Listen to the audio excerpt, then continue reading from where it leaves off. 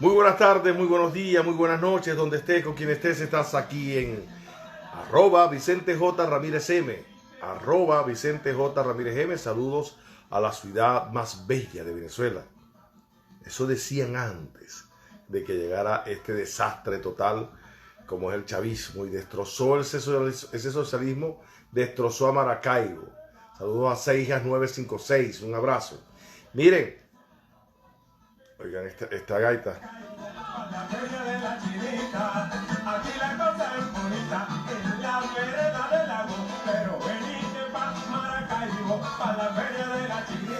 La gaita se deja sonar desde ya la Navidad en Maracaibo, el estado Zulia y parte de Venezuela. Comienza desde el 18 de noviembre, Día de la Virgen de Chiquinquirá, la Virgen de Renato Aguirre, de Ricardo Aguirre, de Colosal, la Virgen del Maracaibo. Un abrazo a todos los maracaiberos. Y tomándome aquí un cafecito que me hizo mi hija y dice que es un café con auyama. Primera vez que yo lo escucho, ¿no? Mira. Ya por ahí tengo a Orlando Muñoz. A Orlando Borque. Vamos a... ¿Para qué voy a esperar yo con Orlando Borque? Helios Óptica, en la 2320 West Flagler, acá en Miami, en la pequeña Habana. También tenemos a 77 Global Service. Y hoy vamos a conversar con alguien muy especial, porque es un maestro de tantos maestros que he tenido. Su hija fue una de mis primeras productoras, junto con Nixon Urdaneta, en mi programa en tele. Hermano. Caramba, qué bueno verte, Vicente. Y esa gorrita está de moda. No, tú sabes, la boina, me recomendaron ponerme boina todos los días en el programa. Esta es una que estoy estrenando hoy.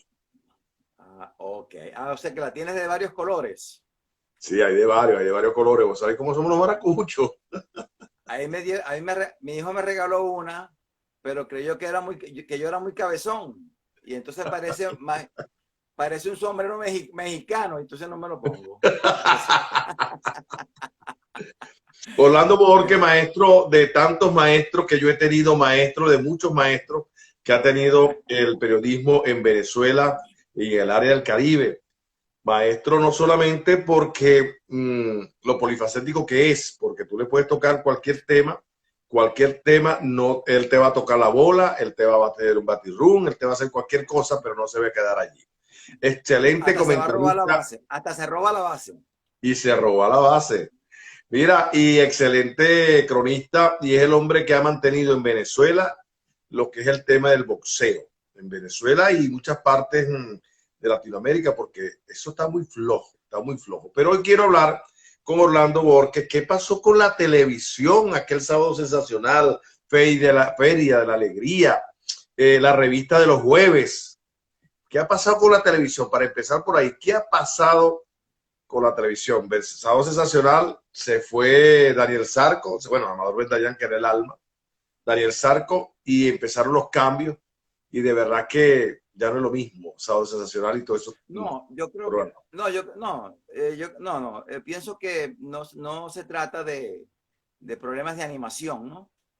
Se trata de la parte de producción, sí, claro. que es la que falla, no porque haya malos productores, sino por la parte económica. Recuerda que en los tiempos, por ejemplo, de Amador Bendayán y el mismo Gilberto Correa, y quizás iniciándose un poquito la parte de Daniel Sarcos, había la bonanza en Venezuela, donde eran 5 horas, pero realmente candentes porque tenían dinero para llevar a todas esas figuras internacionales, ¿no? Todas las que andaban por allí cerca se las llevaban a Venezuela. Bueno, y acuérdate que arrancaban siempre con una orquesta, que era la Villos, eran los melódicos, era la orquesta, la Dimensión Latina. Todo eso costaba mucho dinero y, pero eso con el tiempo, pues, ante la escasez de divisas de los canales, la situación económica, empezaron entonces a inventarse, por ejemplo, concursos. En Sábado Sensacional, ya que tú me lo nombraste, nunca habían concursos, simplemente eran 5 horas de puras figuras internacionales y las más destacadas de Venezuela. Esas eran las que estaban allí. Entonces tú te metías en tu cama, tu pijama, y eran 5 horas de distraerte, pero en verdad, en grande. Luego empezaron con unos concursos, a meter videos, y entonces fue todo decayendo. Pero no por los animadores. Claro, siempre la talla de Amador Bendayán y de Gilberto Correa nunca fueron superadas, aun cuando Daniel Sarcos siempre tuvo su tiempo bueno, y luego vino ¿quién? Leonardo Villalobos, y ahora está este muchacho Henry, que bueno, hacen su trabajo, no con la espectacularidad que lo hacía Gilberto Correa, que era un señor plantado allí pues con una categoría única, ¿no? Y la simpatía de Amador Bendayán, que recuerda que venía de ser humorista, un humorista internacional, actor de cine, ¿no? Entonces Que hizo películas en México. Claro, Amador hizo muchas películas en México con grandes figuras. Entonces, bueno, pero te decía entonces que Vicente, que es eso, pues que empezó a decaer, ¿no? Y Feria de la Alegría tuvo su ciclo hasta que Henry Altuve decidió que él no quería hacer más televisión. Fue él quien decidió, después de 7 años de estar al frente de disculpen, pero De la Feria de Alegría, que era en Radio Caracas Televisión. Sábado Sensacional era en Venevisión, y la revista de los jueves, que era los jueves, era por el canal de Venezolana de Televisión, cuando era privado. No, ni siquiera era Venezolana de Televisión, era Cadena Venezolana de Televisión, CVTV. Sí, donde allí hubo varios programas de musicales. Ese tiempo en CBTV estuvo Sergio Cabrera animando, estuvo Miguel Ábalos, estuvieron los hermanos Hernández, Richard y José Hernández. Pero fíjate tú que hay algo dentro de esos programas, ahora que te interesó el tema, Vicente, y para ustedes amigos que nos están viendo, escuchando, Amador Bendayán, antes de irse de crear Sábado Sensacional, que él había llegado de México, él donde llegas a Radio Caracas Televisión y monta un programa que se llamaba Sábado Espectacular. Wow. Es más, cuando Sandro llega por primera vez a Venezuela, es traído por Amador Bendayán a Radio Caracas Televisión, que se llamaba entonces Sábado Espectacular. Luego de unos 2 o 3 años que estuvo ese programa en Radio Caracas, hubo unas diferencias entre Amador y la gente de Radio Caracas Televisión, y es cuando él decide irse a Venevisión y crea entonces, en vez de allá era Espectacular, aquí le nombró Sensacional. Y después que queda Radio Caracas sin su Sábado Espectacular, sin su Amador Bendayán, fundan Feria de la Alegría con Henry Altuve y Pedro Montes, que acaba de morir, por cierto, en estos días. Ellos eran los animadores oficiales. Bueno, pero Venevisión tenía a Amador Bendayán y a César González. Ahora, César González era un buen. Sí. César González Orlando era un excelente animador. ¿Qué pasó con él? Lo pasaron hacia un lado. Saludos a Jesús Salvador Petit. Ajá, muy bien. Bueno, César González sí que era el que hacía las transmisiones desde la calle. Digamos que era el segundo de Amador. Ajá. Bueno, él, nada, con el tiempo, tú sabes que él era un ejecutivo de ventas de empresas importantes. Y bueno, nada, después ya quedó fuera. Un poco recuerda que en Venezuela, cuando los viejos se están poniendo viejos, ya hieden un poquito, ¿entiendes? Hieden un poquito. Entonces ya César estaba un poquito viejo y quedó fuera. Amador no, porque Amador era el genio del programa, pues. Pero, ahora, volviendo también de la misma par, Renio Tolina. Yo creo que Renio Tolina no le han quitado el número 1 y va a seguir siendo el número 1 por no solamente cómo animaba, no solamente su carisma, sino lo innovador que era Renio Tolina. Se separaba de las cámaras, de la pantalla por 1 o 2 años y regresaba innovando. Era un creativo. Es que él era básicamente un creativo. Entonces, por eso el que se va innovando, el que se va renovando, el que se va actualizando, bueno, siempre va a estar vigente. Además, recuerda, fíjate tú que Renio Tolina, yo creo que eso es un caso único en la televisión latinoamericana, ¿no? Que René hizo un programa musical en un avión, Sí, señor. cuando existía la línea Viasa. Viasa, Él claro. hizo él hizo un programa que comenzó desde que arrancó de Maiquetía hacia París. Ese vuelo iba a París y por todo el camino iban actuando. Recuerdo Rudy Márquez iba en ese avión, cantaba. Yolanda Moreno. Yolanda Moreno, iba el Toco Gómez, iba incluso como humorista. Imagínate tú la calidad pues de René. Entonces René no era el número uno, es el super número uno de toda la vida. No habrá alguien que salga, al menos en Venezuela, no vamos a hablar de Latinoamérica, aunque ese gallo se lo podemos jugar también a los mejores animadores de Latinoamérica, pero vamos a quedarnos con Venezuela. El mejor, no hay duda, porque además era un gran productor. No, Y hablando también de y visionario, resaltó mucho el gentilicio y las regiones de Venezuela. Por ahí está Paola Borges, Dios me la bendiga. Mira, tuvo con Chonumerú, donde puso por primera vez a cantar en la historia a Suárez, se fue a Nora Suárez, A Nora Suárez, a la hija de Mario. a la hija de Mario. También puso a Carlos Morián, José Luis Rodríguez. Fue un programa que yo creo que fue innovador porque en momentos donde se bañaban en el Churumerú, donde dormía, se levantaba, fue algo muy de improvisado. Seguro, no, lo de René era impresionante, eso que tú estás diciendo, solamente que demostró querer mucho todo lo que era Venezuela, porque presentaba sus paisajes, su gente. Y también Era un genio, él. hizo un programa en los años 70 del Zulia, donde cantó Raiza Portillo, Gaiteros Viejos, por cierto. Ahora, ahí está nuestra hija, tu hija y la mía, Paola Borges. La adoro y la amo.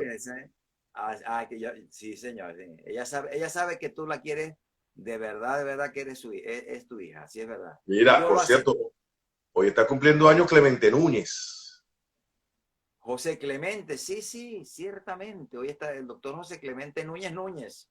Yo creo que ya no cumple, ella ya conmemora. Mira, cuéntame si es verdad que Renio Tolina en Maracaibo se consigue con don Pedro Colina y le dice a don Pedro, ¿a ti qué te dicen el Renio Tolina Maracucho? Y don Pedro Colina inmediatamente le respondió, ¿y a ti qué te dicen el don Pedro Colina Caraqueño? Eso es cierto, eso está en el anecdotario del Zulia, aparece eso, porque Pedro Colina de verdad tenía una chisma impresionante. Claro. Por cierto, mucha gente creía que era del estado Falcón, y no, y era de Maracaibo. ¿Sí? Sí, pero los padres de él eran del estado Falcón, y la gente creía que era del estado Falcón. Sí, pero hay una historia también que estoy investigando, voy a ver si lo consigo el teléfono, de Vitico Davalillo, y que nacieron fue en Falcón, no en Cabina. Nació en Dabajuro.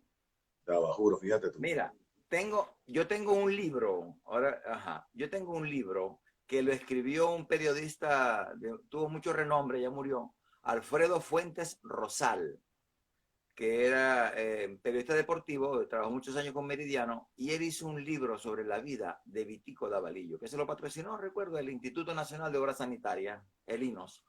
Y en ese libro, Vitico dice que él nació en Dabajuro y se crió en Cabima. Claro, ¿por qué nace en Dabajuro? Porque su papá era un trabajador petrolero. ¿Ves? Y en esos tiempos en que su mamá, por supuesto, estaba embarazada, la agarró el parto allá en Dabajuro. Lo que no significa que no se sintiera zuliano, que no se sintiera cabimero. Mira, hay casos de eso.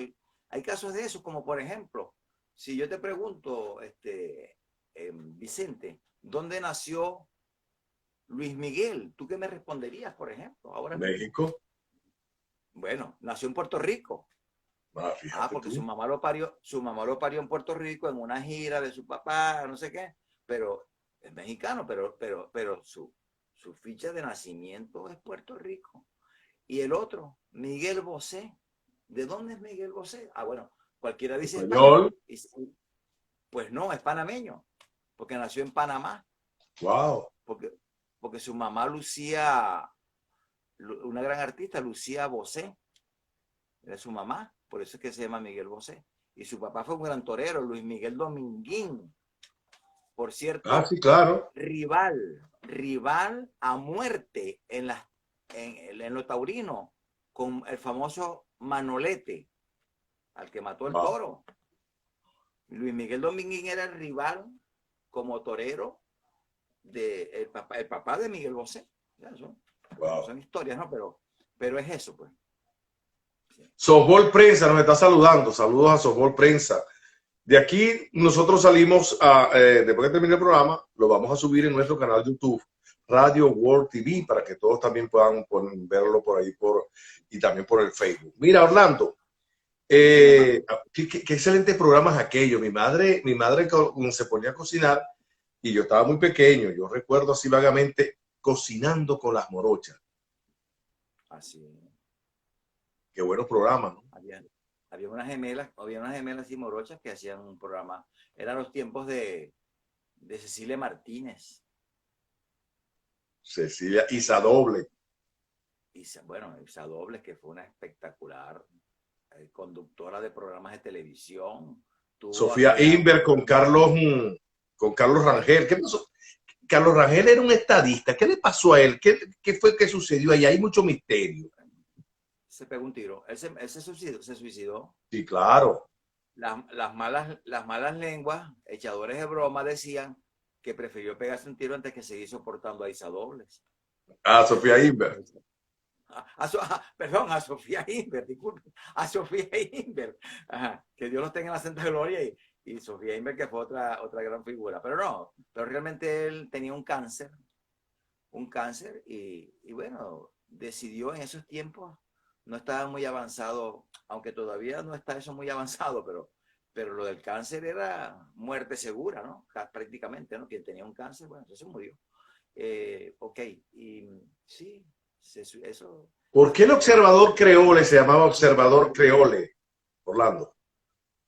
Bueno, el observador criollo que lo narraba un señor que era oriundo Pernía. de Colombia, por cierto, Francisco Amado Pernía.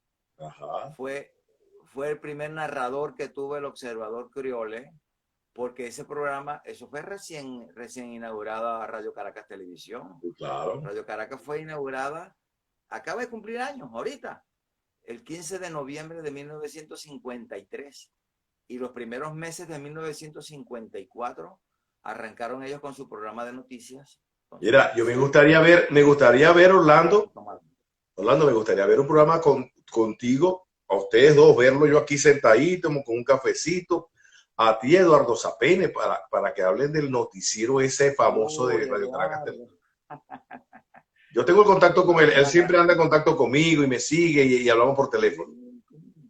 Y conmigo, bueno, mira, ojalá pudieras hacer ese trío. Estas pantallitas dan para todo. No, ¿Cómo pero no, Eduardo? el momentico, pero ese trío se te oyó feo. Pero bueno, yo voy a buscar la manera de que ustedes lo hagan ese programa. A que lo hagamos, ¿quién es? ¿Eduardo y yo? Claro. Tú sabes que yo tengo una pequeña anécdota con la voy a contar ahora, primera vez. Esto lo saben es mis familiares muy cercanos, pero no lo voy a contar ahora acá. Tú sabes que yo trabajé en Radio Caracas Televisión, por supuesto, pero luego, bueno, me fui de Radio Caracas Televisión y empecé a manejar publicidad allá en Caracas y escribía entonces en Últimas Noticias, andaba en esas cosas. Y de pronto surgió la posibilidad de contratarme para que yo regresara al Zulia. Yo vivía en Caracas. Para que hiciera un programa de noticias, pero dedicado al Zulia, como las entrevistas que tenían ellos en la mañana, pero era desde el Zulia. Ok, y entonces me llaman, que terminó haciéndolo Galicia, por cierto, ese programa. porque yo no acepté. Pero ¿por qué yo no acepté? Porque yo estaba primero que me gustaba estar en Caracas, estaba trabajando mis cosas, y además en ese tiempo estaba haciendo una telenovela en Venevisión. Yo estaba trabajando ahí, entonces, matando mis tigritos como actor de vez en cuando allá. Entonces yo trabajaba una cosa que se llamaba Mujercitas. Okay. Mujercitas, ¿no? Una serie que la protagonizaba Danielita Alvarado y tal y qué sé yo qué.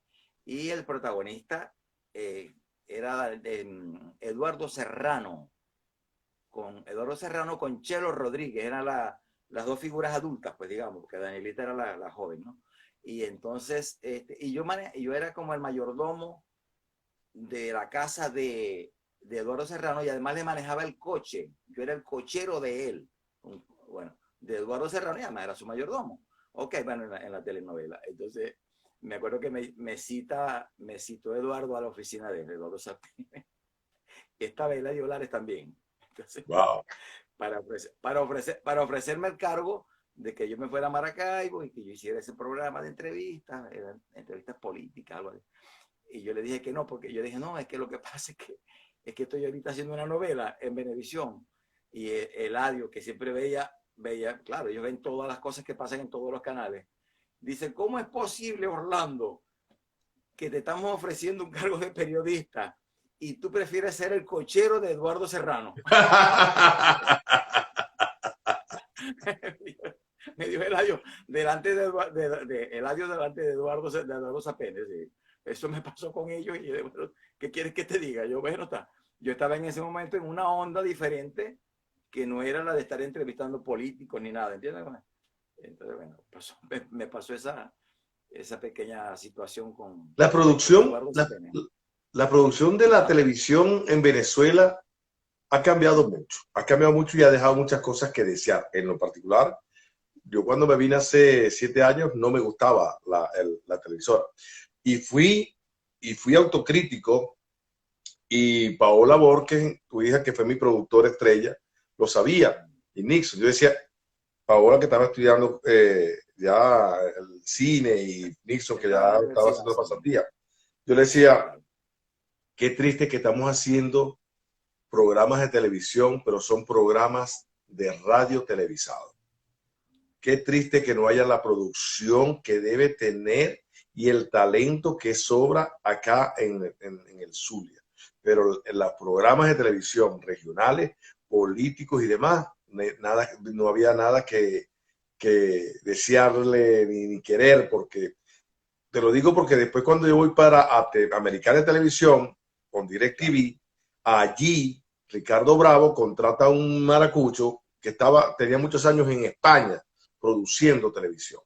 Y cuando yo le dije, mira, chicos, yo quiero un programa así, así asado, yo no quiero un programa de sentarme ahí y se acabó, yo quiero más dinamismo, ¿qué tal? Y él decía, wow, primera persona que yo estoy entrevistando acá, que viene de productor independiente y que Claro. tiene las cosas como deben ser. Entonces yo le dije, lo que pasa es que estamos haciendo una televisión, una radio televisada. No me gusta la Seguro. televisión regional. ¿Qué crees tú que está pasando, o estoy yo equivocado? No, así fue. Fíjate tú, en la televisión del Zulia perdía su tiempo en hacer cualquier programas intrascendentes, muchas entrevistas y cosas, pero yo creo que ellos han podido hacer programas y competir con la televisión de Caracas. Yo creo que por el hecho de ser regional no le quita el poder, de llegar hasta donde llega su señal, con una programación más dinámica. Y te lo digo porque fíjate tú, eh, en los tiempos que yo trabajé en Panorama, que era un periódico, vamos a hablar de medios de comunicación, Panorama, que era un periódico regional, competía con el Nacional, el Universal. Es decir, de pronto Panorama, por hablar de tubazos periodísticos, las primicias, pues, Panorama llegó a publicar muchísimas cosas, primero a nivel nacional, claro, primero que el Universal, que Últimas Noticias, y que a todos los niveles. Nosotros competíamos con ellos. Yo trabajaba en ese tiempo en las páginas artísticas y también compartía en las deportivas con Orlando Galofré, que era el jefe. Y cuántas veces salieron cosas en deportes y en las páginas de espectáculos artísticos y en política, que primicias por encima de los periódicos de Caracas. Bueno, igualito, la televisión ha podido hacer programas que compitieran con ellos, es decir, incluso telenovelas, ¿por qué no? Si inclusive muchos artistas de la capital, que estaban en la capital de la República, era que se habían tenido que ir del Zulia porque en el Zulia no hacían nada. Y eran figuras protagónicas. Bueno, Daniel Alvarado, por ejemplo, por mencionarte a alguien. Pues, Giancarlo Simanca. Giancarlo Simanca. Bueno, y paremos de contar. Paremos de contar. Esas figuras han podido perfectamente protagonizar y aprovechar el talento, pero si el talento del Zulia es impresionante. No hay una región más importante en Venezuela a nivel artístico, y no vamos a hablar también de deporte, pero a nivel artístico seguro que sí, en lo musical, en lo actoral, es la más importante región, la del Zulia. De hecho, se abastecen los canales de la capital del Zulia, y sin embargo en el Zulia se limitaron a hacer siempre una televisión muy, muy local. Sí. Muy local. Hubo un programa muy bueno. ¿No? El programa, por ejemplo, saludó a Juan C. 2.2 que está en Chile haciendo un gran trabajo de Chile, venezolano. Mira, hubo un Ramón Soto Urdaneta hizo Sábado Gaitero que fue muy espectacular, pero muy regionalista. De ahí no pasaba, no iba a pasar, ¿no? Claro, pero bueno, ahora que nombraste a Ramón Soto, te voy a contar algo que incluso está, yo lo nombré en el libro que yo hice sobre la vida de Jesús Terán, el Gran Chavín. Yo menciono a Ramón Soto. Bueno, ahí pasó algo. Cuando Gilberto Correa decide que él no va a seguir en Sábado Sensacional, por cuestiones económicas, no se puso de acuerdo con la directiva del canal, él aspiraba más dinero, bueno, le dijeron que no, en fin, él decidió que se iba. Ahí es cuando entra Daniel Sarcos, pero quien iba a entrar por Gilberto Correa Chavín. Era Chavín, Jesús Terán, el Gran Chavín, un animador espectacular. Aparte de gaitero, de las tarimas era un tipo impresionante. Bueno, y carismático. Bueno, y el que iba a hacer la parte como la de César González era Ramón Soto Urdaneta. Esa era la combinación que se iba a llevar Venevisión. Wow. Claro, ocurre el accidente cerebrovascular de Chavín y todo se vino al piso. Y bueno, después surge la figura pues de Sarco, ¿no? De Daniel Sarco, porque Daniel Sarco ya estaba en Venezolana de Televisión con el Kino Táchira. No, te cuento, no.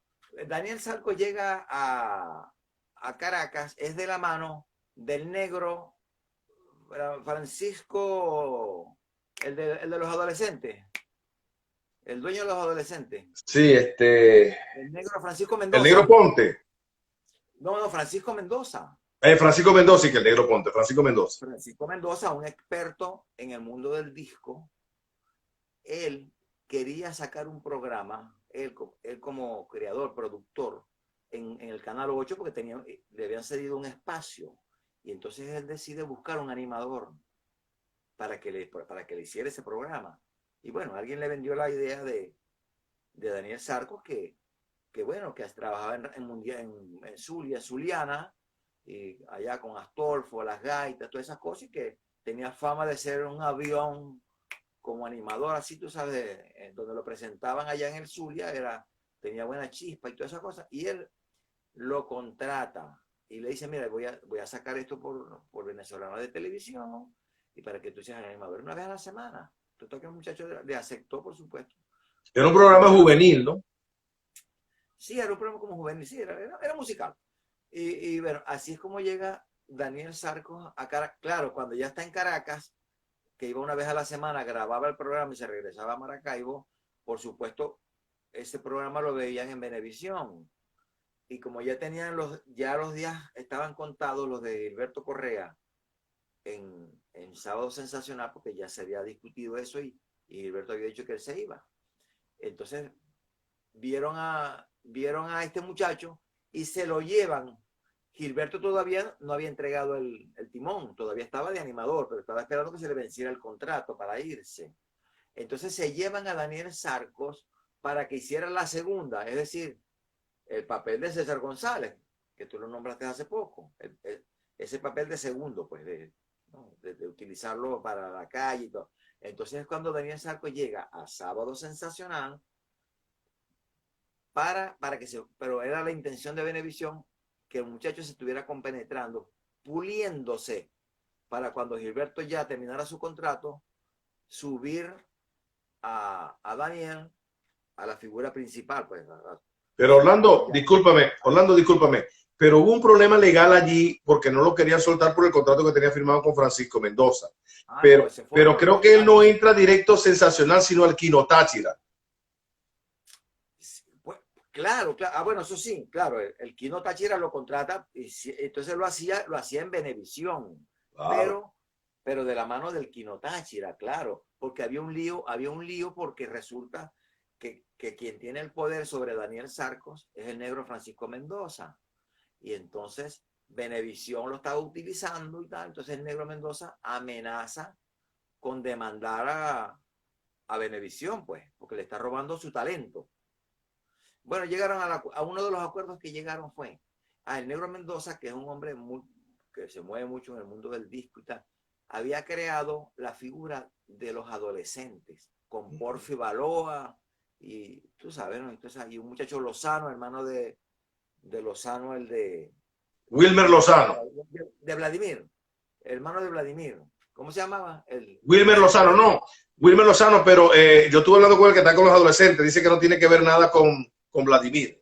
Simplemente se llama así, canta parecido y se parece. No, pero eso será ahora, pero es que en aquel tiempo, estamos hablando de aquel tiempo. Bueno, ok. Entonces, a lo mejor no era familiar, pero entendíamos que era pariente de Vladimir Lozano, el de la dimensión. Pero bueno, era Lozano también. Sí, Lo claro. cierto del caso, la situación es que el negro reclama sus derechos porque él tiene el contrato de Daniel Sarcos. Y empieza la discusión y llegaron al siguiente acuerdo. El negro dice, bueno, entre el convenio que vamos a tener entre Venevisión y yo para cederle los derechos de Daniel Sarcos es que me promocionen fuertemente a los adolescentes. Claro, por eso que fue artista exclusivo de Venevisión. Pues claro, pero eso fue una presión bajo un contrato. O sea, llévate al animador, pero a mí me vas a promocionar a mi grupo. Y entonces los adolescentes, ¿qué pasó? Se levantaron como la espuma, porque además tenían talento, pues, y con el apoyo de Sábado Sensacional te puedes imaginar. Pero esa es un poco la historia que sucedió ahí, sí, pero ciertamente hubo líos judiciales allí, jurídicos, pues, con lo de Daniel Sarco, pero por eso, porque el contrato era del negro Mendoza. Ricardo Montaner, tú tiste, mira, tú tiste. Ay, Dios, ay, ¿por dónde vienes tú? Bueno, ¿quieres que me retire de aquí de la pantallita esto ahorita o quieres que sigamos? No, tenemos que seguir. Vos tenés que contar, tenés que contar lo de Ricardo Montaner, Carmen Victoria Pérez y Daniel Sark y Daniel Alvarado. ¿Quién? Tenés que contar la historia de Ricardo Montaner con Carmen Victoria Álvarez. Carmen Julia Álvarez, perdón, y Daniel Alvarado. Imagínate tú, chico. Tú lo escribiste y está escrito. No, yo lo escribí, no. Yo lo viví. No lo escribí porque lo viví. Bueno, sí. Bueno, eso fue en el año 1900. Han pasado mañanitas, ¿no? 1976. Mes de noviembre en el Teatro de Bellas Artes de Maracaibo. Se presentó Ricardo con una canción que se llamaba Por pensar en ti. Por pensar en ti. Letra y música, Ricardo Montaner, en conjunto con otro que se llamaba Nisica Cojocaro, que no sé qué se habrá hecho. Bueno, ellos presentaron esa canción. Ricardo como cantautor y subió al escenario. Cantó su canción. Ok, y Carmen Julia estaba en Carmen Julia estaba en el Jurado. teatro. No, yo no estaba de jurado. Ella estaba Ah, como ok. invitada especial, junto con Daniel Alvarado. Estaban ellos dos allí. Y bueno, cuando Ricardo canta la canción, se supone que eran canciones inéditas, Claro. todas. ¿Cómo se llamaba el festival? El Festival de Cantantes y Compositores Zulianos. Que lo patrocinaba y lo dirigía nada más y nada menos que. Que Guillermo Sánchez García, No, huevo. el mejor periodista de farándula de Venezuela de toda la historia. El Sí, más, señor. por lo menos te puedo decir que era el más creativo. Sí, señor. No voy a hablar si era el que escribía mejor, si era el que tenía las mejores relaciones públicas, hasta ahí no llego. El más creativo. Ningún periodista de farándula de Venezuela hacía lo que hacía él. Creador de festivales, creador de reinados de belleza. Fue el creador de la reina el reinado del deporte del Estado Zulia. Y Wow. fue Compositor, ¿no? campeón, campeón latinoamericano como taquimecanógrafo. Bueno, por mencionarte cosas. Bueno, ha sido el más grande periodista, el único que encadenó varios años seguidos, y de eso te puede dar mucha fe Alejandro Querales, que también participó en esas proclamaciones a nivel nacional. Se encadenaban todos los canales de Venezuela para proclamar el premio Mara de Oro, que todavía está vigente. Bueno, ok. Entonces ese festival de compositores, el creador Guillermo Sánchez García. Ok. Tenía su jurado, todas esas cosas. Bueno, perfecto. Y Ricardo se presentó como cantautor. Cuando canta, Carmen Julia hace un comentario, se lo hace a Daniel y le dice, esa canción que está cantando Montaner, esa no es de él, esa es de una española que se llama Cecilia, una cantautora. Wow. Pero bueno, ahí queda el comentario. Cuando dicen ganador de la noche, el ganador, la canción ganadora, y dicen, por pensar en ti, con Ricardo Montaner, Montaner sube a la tarima a recibir su premio. Ahí es donde Carmen Julia dice, no, esta no la acepto. Porque Carmen Julia siempre fue una mimada en el Zulia. Mimada siempre. Y de ñapa andaba de novia en ese momento con Daniel Alvarado. Ícono. O sea, que era más maracucha que cualquier maracucha. Ella era una muchacha, era muy querida. Bueno, y entonces dice no. Y habla con los organizadores. Yo era uno de los organizadores del festival. Yo estaba allí. Bueno, y entonces pide permiso para subir a la tarima a denunciar lo que está pasando. Le dan permiso y ella sube. Allá está Montaner con el animador que era Marcos Vinicio Ramírez. No sé si te acuerdas de él, el gordo. Claro. Muy bien. Ok, El allá café viene. LC, ¿no? Ajá. Bueno, allá estaba. Sube Carmen Julia y dice, señores, pide permiso para hablar por el micrófono. Y dice, señores, tengo que denunciar que esta canción no es de este caballero que está aquí, que se llama En Ricardo. vivo, en público, o sea, agarró el micrófono. Agarró el micrófono y dijo, esa no es de él. Esta canción es de una cantautora española que se llama Cecilia. Es Wow. más, yo me sé la canción, dice ella, y tengo el disco en mi casa, allá en Caracas. Es más, ¿quieren que les cante un poquito? Sí, tal. Y ella empieza y lanzó un par de versos allí. Se sabía la canción. Ella se la sabía. Bueno, se formó un escándalo. Te puedes imaginar que yo creo que Ricardo quería que se lo tragara a la tarima. Ricardo Montaner, ¿qué dijo? ¿Qué hizo Ricardo Montaner? No, se quedó callado y dijo que eso no era así, que eso no era así. Pero quien forma el escándalo es uno que era manager de él en ese momento, que era otro cantante, Roberto Luti. Claro. Roberto Luti, que era un buen cantante de paso. Estaba allí y gritó mucho, se desesperó y gritó como un energúmeno diciendo que eso era mentira de esa mujer, que cómo se le ocurría. Tú sabes, se formó el escándalo. Lo cierto del caso es que decide la organización del festival suspender la premiación hasta que Carmen Julia envíe las pruebas desde Caracas.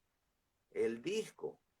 Carmen Julia se fue y lo envió, esa misma semana lo envió desde Caracas el disco, y en efecto, en uno de los surcos del long play para la época, estaba la canción. Y de ñapa, el plagio es doble, porque entonces en medio de la canción, Ricardo lanza unos versos que supuestamente eran de él. Y se descubre también que eran unos versos del poeta argentino Jorge Luis Borges. ¡Wow! Bueno, te puedes imaginar. Que fue un escándalo, aquello salió publicado en la prensa en aquel momento, por supuesto, cuando se descubrió todo, y fue descalificado Montaner, pues. Y subió del segundo lugar al primero Jesús Terán Chavín, que había quedado de segundo con una canción de Enrique Hidalgo, que creo que vive en los Estados Unidos. Sí, sí, Enrique está por acá por los Estados Unidos. Enrique está por los Estados Unidos. Ok, entonces así fue la historia de eso, de eso que pasó allí. Bueno, claro, después Ricardo, por supuesto, con el gran talento que siempre tuvo como artista, como cantautor, bueno, ya conocemos la historia, pero eso está en el historial de Ricardo Montaner. Ahora, Orlando, como tú como periodista y profesional, ¿qué pasó cuando tú escribiste ese libro y dijiste plagio de Ricardo Montaner en el año tal y contaste la historia? Claro. Mira, voy a saludar a Kayak, a la gente de Kayak, Ghost River. Le llegaron unos kayak. Cuando vengas a Miami a visitarme, nos vamos a ir de pesca con ellos, hermano. Yo no sé nadar, ahí nos amarramos los dos. Bueno, nos vamos en esa lancha. Y también está la doctora Altivia Yepes de Argentina. Cuéntame, y cuando tú escribiste ese libro, ¿la gente de Montaner sabía que tú venías con ese golpe duro? No, bueno, no, te cuento. Yo hablo con Ricardo y con su hijo Alejandro y les digo que voy a hacer el libro. A Ricardo le pareció espectacular. Digo, oye, qué bueno. Oye, tú que eres mi amigo de toda la vida, imagínate, la viste crecer en esto. Qué bueno que tú me puedas hacer un libro. Perfecto. Y yo empecé a hacer el libro y me comunicaba muy seguido con Ricardo, nos llamábamos y todas esas cosas. Y él me decía, bueno, mira, no se te olvide esto. Y yo, ok, perfecto. Pero yo como conozco tanto la historia de Ricardo en lo personal y en lo artístico, que de paso nos fuimos a Caracas juntos, vivimos en la misma pensión en San Bernardino, en el mismo cuarto, pagábamos el cuarto entre los dos, 1.200 bolos para la época, un cuarto grande y pagábamos 600 cada uno. Así es. Entonces, claro, todas esas cosas, pues. Él llega a grabar su primer disco nacionalmente en la disquera donde yo era jefe de prensa, que era Sonor Rock Band. Yo estaba ahí en Caracas. Entonces yo conozco tantas historias. Su familia, dónde vivía, por qué vivía allí, ¿entiendes? ¿Cómo era? Todas esas cosas no conocía. Entonces, claro, me era muy fácil desarrollar mucho del libro, ¿me entiendes? Y algunos datos que él me daba y algunas cuestiones y algunas entrevistas que yo llegué a hacer, tú sabes, cosas como esas. Bueno, lo cierto del caso es que después que yo termino ya el libro, después de varios meses escribiendo, él y yo quedamos en vernos y él llegó a Venezuela, a Caracas, llegó allá a casa del suegro y me llamó y me dijo, mira, ya estoy aquí, para que nos veamos en casa. Ok, yo me fui allá a la casa donde estaba él y le entregué el CD con todo el material para que él lo chequeara. Me parecía bien que él chequeara el material. Está bien. Porque el lanzamiento lo íbamos a hacer desde Miami, de acuerdo a lo que habíamos conversado. Él agarra su CD, ok, chévere, bueno, ok. Y se va a Miami, donde vive hace años, pues. Y como a la semana me llamó y me dijo, mira, Orlando, y ya leí todo. Y, no, pero tú sabes qué, chicos, yo creo que mejor vamos a guardar este libro, no lo saquemos. Mejorame un libro que sea el Ricardo Montaner internacional. O sea, ¿qué pasa? Y le dije, no, pero momentico, es que esta es la biografía tuya. Hay fotos inclusive de eso, cuando nació, las fotos de la clínica donde nació y todo está ahí. Cuando se casó la primera vez, los muchachitos chiquiticos del primer matrimonio. O sea, que no hay. Cuando él tenía unos bigototes, una nariz que parecía un pico de loro, usaba lentes culo de botella. Todas esas fotos están ahí. Y también hay de las de ahora, por supuesto, ¿entiendes? Okay. Bueno, entonces, yo le digo, pero bueno, pero no, vamos a sacar esto y después si quieres sacamos el otro, el internacional. Me dice, no, pero ¿qué es lo que no te gusta que está ahí? ¿Qué no te gusta? No, nada, no, sino que yo creo que es mejor que lo... No, pero dime, ¿qué no te gusta? ¿Lo del plagio? Lo del plagio tiene que ir, porque ese es parte de tu historial. Tus problemas, ¿cómo fue tu separación de, de tu primer matrimonio? Eso tiene que ir, porque eso es una biografía, ¿entiendes? Cómo fue que tú te separaste de tu esposa? Lo que le dijiste para cuando terminaste con ella. Eso tiene que ir, ¿entiendes? Tu problema que tuviste con Servando y Florentino, eso tiene que ir. Y también van las cosas bonitas, tus grandes éxitos y todas esas cosas van. Y la categoría que tú tienes como cantautor, eso no te lo quita nadie. Pero esto también tiene que ir, porque yo no voy a escribir un libro para decir lo bello solamente, porque si no, no tiene sentido que yo me ponga a escribir ese libro, y menos en manos mías, que yo no soy así, yo no puedo escribir un libro así. Soy un tipo que habla claro, un tipo que yo escribo como yo creo que yo tengo que Y se escribir. perdió la relación, y se perdió esa relación amistosa entre tú y Montaner. Bueno, yo no sé si me odia, yo no sé si no me quiere, pero más nunca me atendió el teléfono. No sé, yo igualito le sigo teniendo afecto, reconociendo sus reacciones. Eres una persona es muy agradable, es sumamente agradable, pero tiene un carácter endemoniado. Tiene un carácter muy difícil. Eso lo sé yo porque lo he tratado en las buenas, en las malas, familiarmente, todo, pero él es muy difícil. Cuando no le agrada algo, no te lo perdona. ¿Entiendes? Ya. Él es así. Él es Ahora así, pero Orlando, bueno, se le reconoce su talento, ¿no? ahora Orlando, ya llegando que es el final, que ya nos quedan escasos 10 minutos. Vamos a saltar un poquito a la fase del boxeo. Y quiero tocar esto del boxeo, porque he visto que ya no están esas peleas que habían antes, ese rating de hoy va a pelear fulanito, hoy va a pelear esto, hoy va a pelear Betulio, hoy va a pelear Muhammad Ali, hoy va a pelear Larrijón, Norton. ¿Qué pasó con el boxeo? A veces, y yo creo que quieren mantener algunos boxeadores que ya están pasando de los 30 y tantos años, ya picando los 40, como para mantener el espectáculo. Así es correcto. Bueno, mira, primero, hay cuatro, ahora en vez de dos, hay cuatro organizaciones mundialistas, o sea, rectoras del boxeo. Segundo, esos organismos, como la AMB, CMB, FIT y OMB, han perdido la autoridad sobre los boxeadores y los empresarios. Ahora son los boxeadores los que mandan a las organizaciones. Por ejemplo, Canelo Álvarez, por mencionarte una vedette del momento, él escoge con quién quiere boxear. Cuando nosotros estábamos un poquito más chamos, había un ranking, que ahora lo hay, pero no lo respetan. Había un ranking y el campeón mundial estaba obligado a pelear con el primer aspirante o el segundo. Porque si no lo hacía en tiempo determinado, en que le imponía el organismo, digamos el CMB, por ejemplo, le quitaban el título en la mesa. O sea, como no lo quieres defender contra Vicente Ramírez, te destituimos y le quitaban el título y dejaba de ser campeón. Ahora no. Ahora Manny Pacquiao dice, yo quiero pelear con fulanito porque ese es el que me conviene. ¿Entiendes cómo es? Y así se ha ido desprestigiando la actividad boxística. Claro, tú a veces ves algunas peleas por allí, pero los organismos han perdido totalmente la autoridad, aparte de que se ha permitido que jueces hagan desastres a la hora de las votaciones. De pronto tú ves una pelea y dices, esa la ganó Pedro, y esto que gana Juan, de acuerdo a los jueces. Pero el ring ganó Pedro, por decirte algo. Entonces, y los organismos no hacen nada.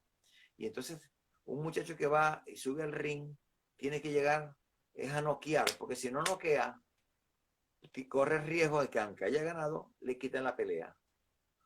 ¿Me entiendes? Lo Mira, único que no pasaba eso era con Eddie Valero, porque todo el que se montaba con él en el ring lo noqueaba. sí. Entonces no había jueces. Pero un poquito eso, pero sí es verdad que ha decaído muchísimo. Además, ahora hay una guachafita, con eso, los boxeadores están en un peso mosca y de pronto tú los ves que están en gallo, suben a pluma, vuelven a bajar a peso gallo. O sea, no hay un orden, ¿entienden? No hay un orden en eso. Ahora, No se respeta. ahora Tyson va a regresar en una pelea de exhibición. Dime tú, de más de 50 años y además se atreve a decir que le va a arrancar la cabeza al otro. Bueno, no sé, es capaz. Y si no le arranca la cabeza, es capaz de arrancarle una oreja porque ya tiene antecedentes. De la Hoya también tuvo ese plan hace años, ¿no? ¿Quién? ¿De la olla? Ajá. De la olla está pensando regresar también. Pero Fíjate. es que además no se debería permitir porque es una cuestión de salud. Ah, claro, hay boxeadores como Pacquiao que tiene 41 años y todavía es capaz de hacer unas grandes peleas. Pero no todos los casos son así. Entonces yo creo que tiene que haber un límite en el boxeo, porque es un deporte muy exigente, en que los boxeadores a cierta edad, 38 años por ejemplo, ya no, aunque estén en buenas condiciones, deberían retirarse o retirarlos para protegerlos, porque no es lo mismo, no son los mismos reflejos, aunque peleen bien, ¿entiendes? Y hay unos que de 40 y tantos años han sido campeones mundiales. Foreman fue campeón a los 48 y hubo otro que a los 49 también fue campeón mundial, pero eso no es lo que debe ser. Los tienen que jubilar a tiempo para protegerlos, porque para eso son los organismos, no solamente para que se maten en el ring. Bueno, eso, un poquito eso, pero sí ha decaído el boxeo. Claro, siempre surgen algunos boxeadores que son estrellas, pero no está controlado, no está. Los organismos pasaron a un segundo, tercer plano. No es posible que el boxeador se imponga por encima del organismo. Mira, yo quisiera ver cómo hacemos para que salgamos en más oportunidades contigo, porque yo quiero hacer un tema, perdón, quiero hacer un programa con un tema. Ya llegamos a la hora y gracias por estar conmigo, Orlando. Y es y la voy a dejar ese tema allí para ver si lo podemos hacer este sábado, o en la mañana, o en el transcurso del día, o entrando diciembre. Te voy a hacer la pregunta y la respuesta me la das para ese programa. Se internacionalizó la gaita. Ya la gaita es internacional como el mariachi. No me digas nada. Orlando. Espero que no me hayas visto bien el movimiento No, si hiciste así. Hiciste como caso Clay. Cuidado, sí. No, pero es un tema interesante el de la gaita porque además tiene muchas aristas. Ese que tú me acabas de decir. Además, el tema de los festivales. Hay muchas cosas que decir con respecto a los festivales, con los cuales no estoy de acuerdo. Esos festivales no deberían existir para estimular la gaita. Eso no es así, esa es mentira. Esa es una gran mentira. Wow. Hay otras formas. Bueno, ahí te la dejo yo a ti también. Pero nosotros vamos a tener esta semana que viene, que es el Día de Acción de Gracias aquí en Estados Unidos, vamos a tener toda la semana libre para regresar ya la primera semana de diciembre. Si no arrancamos antes para que hagamos ese programa, sino la primera semana de diciembre para que hablemos si la gaita es regionalista 100%. Muchísimas gracias, Orlando. Mira, Orlando, recordando con Orlando qué día se transmite. Los viernes, mañana sale. Mañana sale uno, te lo adelanto, con Ray Enrique Correa. ¿Lo recuerdas? Claro, vámonos para la feria. Ya está listo. Mañana sale. Todos los viernes. ¿Va a ser en vivo? No, yo lo grabo los miércoles. Yo lo grabo los miércoles y ayer lo grabé, por cierto. Bueno, yo hablé de eso. Ya para finalizar, yo hablé de eso, que antes la feria era vámonos para la feria. Llegó Ricardo Portillo y venite para Maracaibo. Llegó Chavín, la feria, y se acabó Ray Correa. Ya no está sonando Ray Correa. Gracias, Orlando. Que esté muy bien. Saludos, gracias. Dale, mi hermano, un abrazo. Dios te bendiga. Amén. Igual para ti. Saludos. Qué excelente programa con gente catedrática. Wow, que ha escrito escrito historia o ha escrito la historia de muchos artistas, pero ellos se mantienen en la historia, como es el maestro Orlando Borges, que cualquier tema americano y europeo en periodismo, él lo agarra. Saludos a Milagros 2501, a Francisco Machado, a JP007, Alexander Rangel, saludos. Saludos, Alexander, un abrazo, papá. Aquí estaba, saludos a Cristian Pérez. Bueno, mis queridos amigos, el tiempo de Dios es perfecto. No llega ni temprano, ni llega tarde, siempre llega a la hora que tiene que llegar y nos da la bendición.